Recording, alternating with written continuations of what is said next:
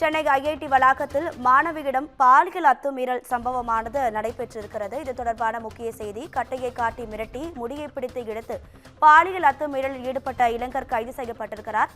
இது தொடர்பான கூடுதல் தகவல்களை நமது செய்தியாளர் சுப்பிரமணியன் வழங்கிட கேட்கலாம். சுப்பிரமணியன், வணக்கம். உங்க விரிவான தகவல்கள்.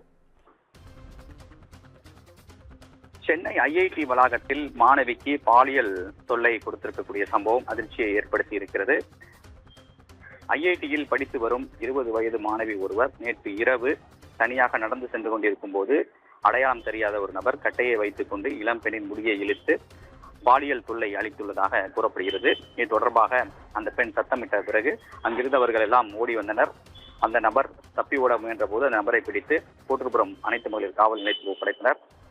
விசாரணையில் அந்த நபர் ரோஷன்குமார் என்பது தெரிய வந்தது. ஐஐடி வளாகத்தில் இருக்கக்கூடிய புட்கோர்ட்டில் இவர் வேலை செய்து வருவதும் தெரிய வந்திருக்கிறது. நேற்று உடல்நிலை சரியென கூறி விடுப்பு எடுத்துக்கொண்டு இரவு நேரத்தில் தனியாக செல்லக்கூடிய அந்த பெண்ணை மிரட்டி பாலியல் சீண்டலில் ஈடுபட்டதாக விசாரணை தெரிய வந்திருக்கிறது. இதையடுத்து அவரை போலீசார் கைது செய்து விசாரணை மேற்கொண்டு வருகிறார்கள்.